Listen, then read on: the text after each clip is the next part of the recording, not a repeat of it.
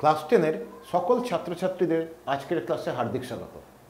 চলো আজকে আমরা এমন কিছু জানি যেগুলো আগে আমাদের জানা ছিল না। আচ্ছা, তোমাদের মধ্যে নিশ্চয়ই একটা প্রশ্ন জাগে যে কিভাবে পৃথিবীতে প্রাণের সৃষ্টি হয়েছিল।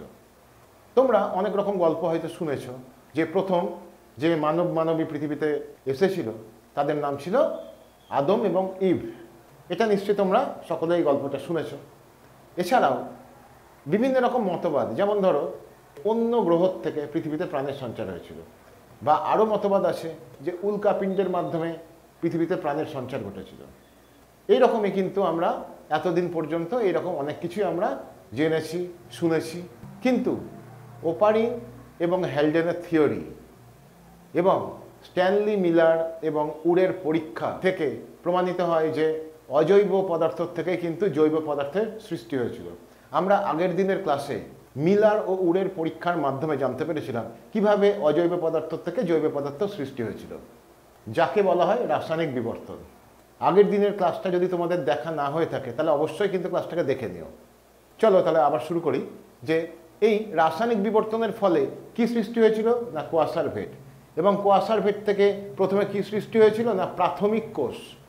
এই প্রাথমিক কোষ থেকে আস্তে আস্তে সৃষ্টি হয়েছিল প্রোক্যারিওটিক কোষ বা আদি কোষ। এই পর্যন্ত তো আমরা আগের ক্লাসে জেনেছিলাম। এবার আমরা জানবো এই প্রোক্যারিওটিক কোষ থেকে কিভাবে জীবের সৃষ্টি হয়েছে। এখন তো তোমরা সব জায়গাতে দেখতেই পাও যে বিভিন্ন রকম শ্যাওলা, মস, ফার্ন, ব্যক্তবীজী এবং গুপ্তবীজী উদ্ভিদ, আবার অন্যদিকে বিভিন্ন প্রকার প্রাণী যেমন কেঁচো, জোঁক, তারামাছ, পতঙ্গ, শামুক, মাছ, ব্যাঙ, পাখি এবং বিভিন্ন প্রকার স্তন্যপায়ী প্রাণী। তোমরা এই জীবগুলোর মধ্যে কি কোনো রকম সাদৃশ্য খুঁজে পাচ্ছ? একটু ভেবে দেখো তো। অর্থাৎ এই সমস্ত উদ্ভিদ ও প্রাণীগুলির মধ্যে কোনো রকম সম্পর্ক কি আছে? চলো তাহলে আমরা এবার জেনে নিই যে পৃথিবী সৃষ্টির পর থেকে ধারাবাহিক বিবর্তনের মাধ্যমে কিভাবে এত প্রাণের সৃষ্টি হয়েছিল।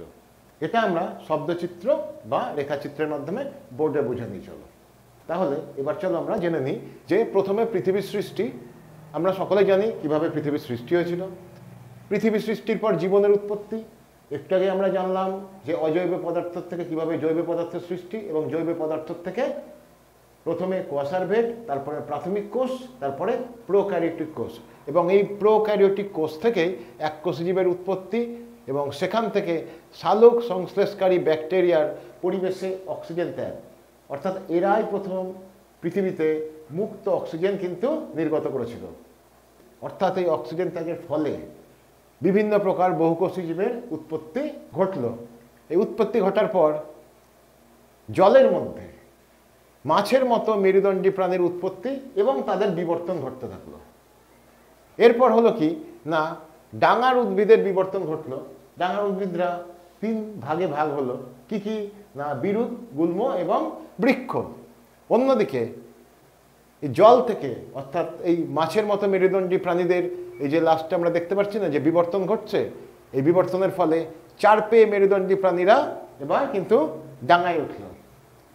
এই 4 পেয়ে মেরুদণ্ডী প্রাণীদের থেকেই সৃষ্টি হলো সরীসৃপ, যারা ডাঙায় বসবাস করত, এবং সরীসৃপ থেকে কালক্রমে সৃষ্টি হলো পাখি এবং স্তন্যপায়ী। এইভাবেই পৃথিবীতে কিন্তু প্রাণের সৃষ্টি হয়েছিল। আজকের ক্লাস এই পর্যন্তই।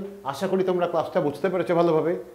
এই শব্দচিত্রটা কিন্তু পরীক্ষাতে কিন্তু আসেই, তাই তোমরা খুব মন দিয়ে এটাকে দেখে নিও বা নোট করে নিও। ভিডিওটা যদি তোমাদের ভালো লেগে থাকে অবশ্যই বন্ধুদের সাথে শেয়ার করো, আর লাইক করো, আর কমেন্ট করো। আর যারা নতুন আমার চ্যানেলে তারা সাবস্ক্রাইব করে বেল আইকনটিকে প্রেস করে দিও। ভালো থেকো সবাই তোমরা। দেখা হবে আবার আগামী সপ্তাহে।